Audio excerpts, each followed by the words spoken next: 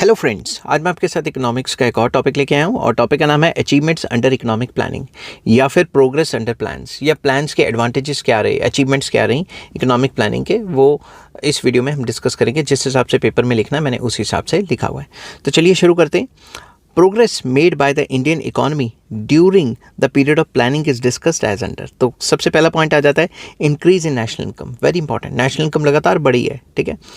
Increase in national income is an index of economic development. जब भी national income बढ़ेगी ये एक मेन इंडेक्स होता है कि इकोनॉमी ने डेवलप किया है कि नहीं किया। During the period prior to economic planning, national income in India was growing at the rate of just 0.5% per annum. तो अगर प्लानिंग से पहले वाली पीरियड की बात करें तो जो नेशनल इनकम है इंडिया की वो 0.5% से बढ़ रही थी।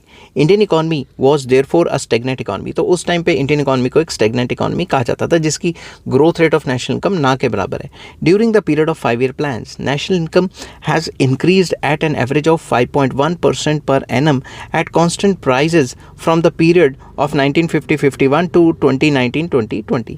तो अगर हम 51 से लेकर 1951 से लेकर 2019-2020 की बात करें तो एक एवरेज जो निकल के आती है वो 5.1% की है।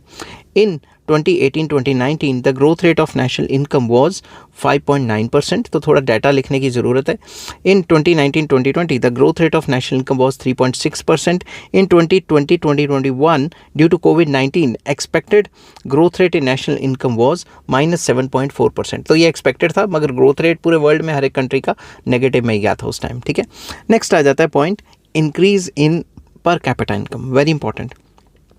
Before independence, increase in per capita income was almost negligible, but during the period of planning, it increased at the rate of around 3% per annum at constant prices। तो अगर हम आज़ादी से पहले की बात करें तो जो पर कैपिटा इनकम की जो ग्रोथ रेट थी वो ना के बराबर थी, ठीक है। मगर जब से प्लानिंग शुरू हुई है जो ग्रोथ रेट की परसेंटेज है वो तकरीबन 3% पर एनम के हिसाब से चल रही है। In the 11th plan growth rate of per capita income was 6.5%। 11th plan में तो 6.5% पर एनम के हिसाब से बढ़ रही थी। इन 12th plan growth rate of per capita income was 5.7% per annum. In year 2018-2019 growth rate of per capita income was 4.8%, but in 2019-2020 it was 2.5%। तो ये थोड़ा डाटा देना है। तो सेकंड पॉइंट में आप ये लिख सकते हो कि पर कैपिटा इनकम भी बढ़ी है। नेक्स्ट आ जाता है increase in the rate of capital formation. Capital formation का रेट बढ़ गया है। Capital formation refers to investment of savings in productive channels. जो भी लोगों ने या बैंकों में पैसे सेव करके रखे हुए हैं उन सेविंग्स का, नेशनल सेविंग्स का अगर प्रोडक्टिव चैनल्स में अगर पैसा लगाया जाए और उससे और ज़्यादा जीडीपी को बढ़ाया जाए तो वो कैपिटल फॉर्मेशन कहलाती है। Capital formation plays a significant role in the economic development of a country. किसी भी कंट्री के डेवलपमेंट के लिए कैपिटल फॉर्मेशन काफ़ी इंपॉर्टेंट रहती है। During the period of 5 year plans rate of capital formation has increased appreciably. बहुत ज़्यादा मतलब एप्रिशिएबल रेट मतलब एक अच्छे रेट से जो है कैपिटल फॉर्मेशन बढ़ी। In year 1950-51 the rate of capital formation was 8.7% of GDP. तो जीडीपी का, ग्रॉस डोमेस्टिक प्रोडक्ट का 8.7% जो कैपिटल फॉर्मेशन होता था। In year 2019-2020 this rate increase to 32.2% of GDP.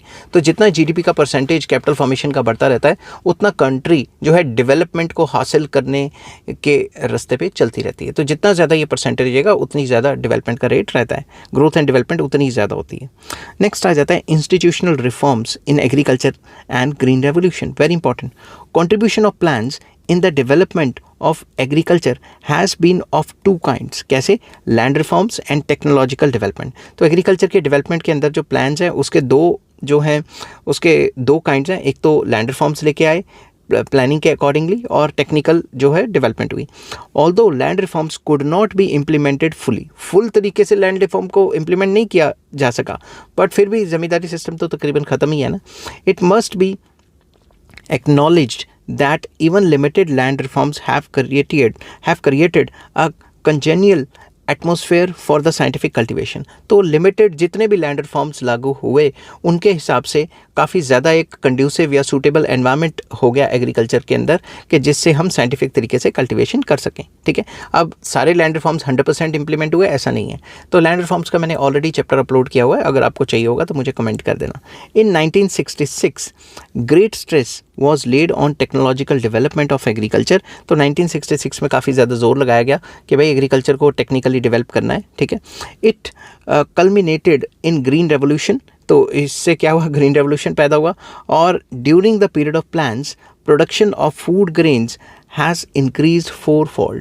4-fold का मतलब 4 गुना, 5 गुना, कईयों में तो कई गुना हो गई। In 1951-52 production of food grains was 550 lakh tons. In 2019-2020 it increased 2975 lakh tons. तो आपको थोड़ा डाटा देना है अपनी बात को सपोर्ट करने के लिए। In 1950-51 the area under cultivation was 17%।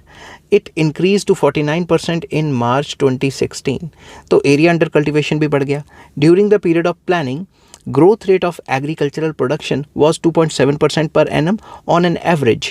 तो ऑन एन एवरेज 2.7% से जो है पर एनम से जो है एग्रीकल्चर ने ग्रो किया, एग्रीकल्चर प्रोडक्शन ने ग्रो किया। Per hectare production has increased on account of application of scientific methods of cultivation, improved seeds and chemical fertilisers. तो मॉडर्न टेक्नोलॉजी को इस्तेमाल करने से जो पर हेक्टेयर प्रोडक्शन है, दैट इज़ एग्रीकल्चर की जो प्रोडक्टिविटी है कि पर एकड़ या पर हेक्टेयर जितना भी माल बनता है उससे कई गुना ज़्यादा बनने लग गया। नेक्स्ट अचीवमेंट आ जाती है development of industries, very important. Plans have succeeded a lot in industrial sector. Plans ने इंडस्ट्रियल सेक्टर में भी काफ़ी ज़्यादा सक्सेस हासिल की है और इंडस्ट्रियल सेक्टर में भी काफ़ी ज़्यादा मदद हुई है प्लान्स की, ठीक है।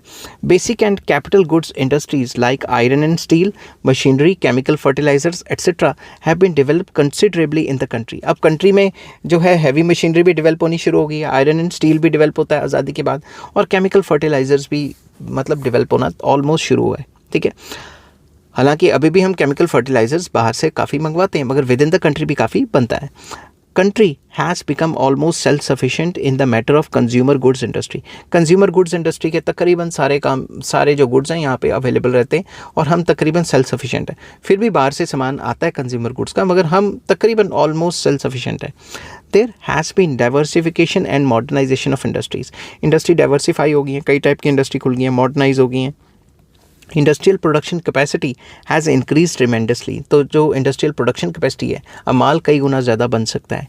As a result of planning substantial development has taken place in industrial field. Industrial field में काफ़ी ज़्यादा तरक्की हुई है। There has been tremendous increase in the production of industrial products in country. अब हमारे कंट्री में काफ़ी टाइप के इंडस्ट्रियल प्रोडक्ट्स भी बन जाते हैं। In short industrial production has witnessed considerable rise during the period of planning. तो प्लानिंग के टाइम पे इंडस्ट्रियल प्रोडक्शन ने काफ़ी ज़्यादा राइज किया है। अब इस चीज़ को डाटा के हिसाब से लिख के सपोर्ट करने की ज़रूरत है। इन 12th plan industrial production growth rate was 6.3%। In year 2018-2019 and 2019-2020, the industrial production increases by 4.9% and -1.1% respectively, क्योंकि उस टाइम पे कोविड आ गया था। In 2020 and 2021, expected growth rate of the industrial production was -6.8% due to COVID, ठीक है। Reduction in growth rate of industrial production in 2019-2020 and 2020-21 was due to the Covid crisis. तो ये है कि भाई ये रिडक्शन इसलिए हुई थी कि कोविड चल रहा था, ठीक है। नेक्स्ट आ जाता है डेवलपमेंट ऑफ इंफ्रास्ट्रक्चर। इंफ्रास्ट्रक्चर की डेवलपमेंट भी हमने काफ़ी ज़्यादा कर ली है, पहले से तो काफ़ी बेटर हो गया है। Economic infrastructure mainly includes means of transport and communication, irrigation facilities and power generation capacity. तो ये सारा इरीगेशन में आ जाता है, मतलब इरीगेशन कह रहा हूँ, इंफ्रास्ट्रक्चर में आ जाता है। ट्रांसपोर्ट, कम्युनिकेशन, इरीगेशन फैसिलिटीज़ या बिजली कितनी प्रोड्यूस कर रहे हैं, ये सारी चीज़ें इंफ्रास्ट्रक्चर में आ जाती हैं। बल्कि infrastructure economic infrastructure and social infrastructure भी आ जाता है। During the planning period infrastructure has develop considerably, काफ़ी तेज़ी से बढ़ा। Power generation capacity has increased significantly, अब बिजली पहले से ज़्यादा प्रोड्यूस कर लेते हैं हम। There has been a lot of improvement in roads, railways, sea ports, airports, telecommunication, banking, insurance etcetera. तो ये सारी इंफ्रास्ट्रक्चरल फैसिलिटीज़ काफ़ी ज़्यादा अच्छी हुई हैं, बेटर हुई हैं। All this has helped in achieving faster economic growth rate. अब इन सारे से हमारी जो ग्रोथ रेट है वो काफ़ी तेज़ हो गई है। नेक्स्ट आ जाता है सोशल सर्विसेज। इसमें भी हमने काफ़ी ज़्यादा बेटरमेंट हासिल की है। During the period of planning social services like education, health and medical facilities, family planning etcetera have also developed appreciably. तो ये सारी जो सोशल सर्विसेज हैं, जैसे education, health facilities, medical facilities या फिर फैमिली प्लानिंग एट्सेट्रा, ये काफ़ी बेटर हुई हैं। कुछ डाटा देना ज़रूरी है। Death rate in 2018 came down to 6.2 per thousand as against 40.8 पर थाउजेंड इन 1951। तो 1951 से देखें तो हमारी डेथ रेट कम हुई है। Average expectancy of life has gone up to 69.7 years in 2019 as against 33 years in 1951। तो एक्सपेक्टेंसी ऑफ लाइफ भी बढ़ी है इंडिया में। मैनी डेंजरस डिजीज़ जैसे पोलियो वगैरह वो तो एराडिकेट हो गए हैं तकरीबन, ठीक है। तो रिसर्च काफ़ी ज़्यादा हुई है। A chain of national laboratories and research centres have been established. Education field में number of school going students has increase many fold. तो स्कूल गोइंग स्टूडेंट्स भी काफ़ी ज़्यादा बढ़ गए हैं। Number of colleges and universities, professional colleges and management institutes has increase significantly. तो educational institutes भी काफ़ी अच्छे हुए हैं। हेल्थ फैसिलिटीज़ में there has been increase in the number of hospitals and doctors and nurses वगैरह, ये भी बढ़े हैं, ठीक है, मगर इतने नहीं बढ़े जितने बढ़ने चाहिए थे। पॉपुलेशन के हिसाब से अभी भी जो मेडिकल स्टाफ है उसकी परसेंटेज काफ़ी कम है। नेक्स्ट आ जाता है increase in employment, very important. Several measures have been taken to increase employment opportunities during the period of economic planning. तो प्लानिंग के अंडर काफ़ी सरकार ने स्टेप्स लिए जिससे एम्प्लॉयमेंट बढ़ी, मगर अभी भी क्या अनएम्प्लॉयमेंट ख़त्म होगी? ऐसा नहीं है, अनएम्प्लॉयमेंट अभी भी बहुत ज़्यादा है। Government has launched various employment generation schemes in urban areas and rural areas. Government ने अर्बन एरियाज़ मतलब शहरों में और विलेजेस में काफ़ी जो सॉरी गला बैठ जाता है बोल बोल के, तो एम्प्लॉयमेंट जनरेशन स्कीम्स काफ़ी ज़्यादा लॉन्च की हैं, जैसे मनरेगा हो गया, स्वर्ण जयंती ग्राम स्वरोजगार योजना हो गया, शहरी रोजगार योजना हो गया। ये काफ़ी प्लान सरकार ने लॉन्च किए एम्प्लॉयमेंट जनरेट करने के लिए। Small and cottage industries and other labour intensive industries have been given emphasis so as to promote employment. तो एम्प्लॉयमेंट प्रमोट करने के लिए small scale and cottage industries को भी काफ़ी ज़्यादा बढ़ावा दिया गया। सरकार ने मुद्रा लोन वगैरह इशू किए हुए हैं ताकि छोटे छोटे जो इंडस्ट्रीज़ हैं या छोटी छोटी जो small scale and cottage industries हैं उनको लोन मिल सके और वो अपने लेवल पे छोटे लेवल पे काम शुरू कर सके। नेक्स्ट आ जाता है मॉडर्नाइजेशन। मॉडर्नाइजेशन भी काफ़ी हुई है, ठीक है। Technological upgradation took place in almost all the areas in the period of economic planning. तो इकोनॉमिक प्लानिंग में टेक्नोलॉजिकल अपग्रेडेशन तकरीबन पूरे इंडिया में ही हुई है। During 5-year plans, efforts have been made for promoting research and development activities in all sectors, that is agriculture, industry and service sector, infrastructure etc. तो planning के दौरान research and development activities इन सारे sectors में हुई है और सारे sectors की पहले से तो मॉडर्नाइजेशन हुई ही है। This has led to reduction in capital output ratio in the economy. Now, more production has become possible with same amount or lesser amount of capital. इससे कैपिटल आउटपुट रेशियो कम हो गई है। इसका मतलब ये है कि सेम मशीन से अब ज़्यादा काम हो सकता है। Modernization of Indian industries has helped our economy to export its industrial products to many nations of the world. अब हम मॉडर्नाइजेशन की वजह से ही इंडिया में काफ़ी सारी चीज़ें बना लेते हैं जो बाहर हम एक्सपोर्ट करते हैं। Modernisation in agriculture has led to increase in agricultural productivity. Agriculture productivity भी बढ़ी है और एग्रीकल्चर गुड्स को भी हम काफ़ी ज़्यादा एक्सपोर्ट करते हैं। नेक्स्ट आ जाता है export promotion, diversification and import substitution, very important. During planning period exports have not only significantly increased but there has also been diversification of export items. अब कई टाइप की एक्सपोर्ट आइटम्स हम produce करते हैं जो बाहर एक्सपोर्ट होती हैं, तो एक्सपोर्ट तो बड़ा ही बड़ा है, एक्सपोर्ट की आइटम्स भी लगातार बढ़ी हैं। The composition of exports has also got diversified. जो कई टाइप के गुड्स अब हम एक्सपोर्ट करते हैं, पहले तो फ्यू गुड्स करते थे, अब बहुत ज़्यादा टाइप के गुड्स करते हैं। Now in addition to primary products, manufactured goods, engineering goods, jewellery, information technology services etcetera are also exported. ये सारी चीज़ें अब एक्सपोर्ट होती हैं। Import substitution is also a great achievement of the planning. अब इम्पोर्ट सब्सटीट्यूशन काफ़ी ज़्यादा होगी, जो चीज़ें पहले हम बाहर से मंगवाते थे वो विद इन द कंट्री बनती हैं। Large scale import substitution of iron and steel, machinery and fertilisers have reduce the import of these items. अब ये चीज़ें ज़्यादातर इम्पोर्ट नहीं की जाती। It has reduced our dependence on foreign countries. तो फॉरेन कंट्रीज़ पे हमारी जो डिपेंडेंस है वो लगातार कम होती जा रही है, बट क्रूड ऑयल के लिए लगातार बढ़ती जा रही है। It has also help to improve balance of payment position. इसकी वजह से जो हमारी बैलेंस ऑफ पेमेंट पोजीशन है वो पहले से इम्प्रूव हुई है, मगर क्या बैलेंस ऑफ पेमेंट सरप्लस आ गया? बिल्कुल नहीं आया। अभी भी हमारे जो एक्सपोर्ट हैं वो कम है और जो इम्पोर्ट हैं वो बहुत ज़्यादा हैं, ठीक है। 11th पॉइंट, मैं पानी पी लूँ 2 minute.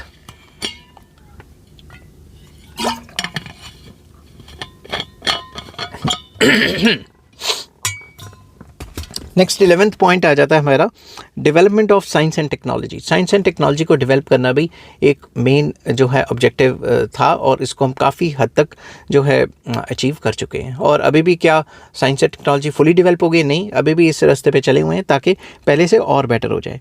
During planning period significant growth of science and technology has been achieved. तो साइंस एंड टेक्नोलॉजी में काफ़ी ज़्यादा अचीवमेंट्स हमने हासिल किए हैं। In the field of information technology significant progress has been made. IT sector में भी काफ़ी इंप्रूवमेंट हुई है। Now India supplies man power to foreign countries for their information and technology sector.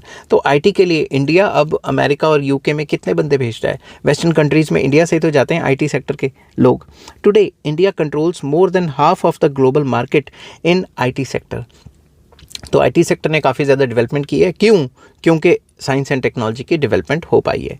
Next आ जाता है structural and institutional changes, very important. Many positive structural and institutional changes have been introduced during planning period. तो planning period में structural changes लाए और institutional changes लाए ताकि काम करने की speed बढ़ जाए, ठीक है, efficiency बढ़ जाए.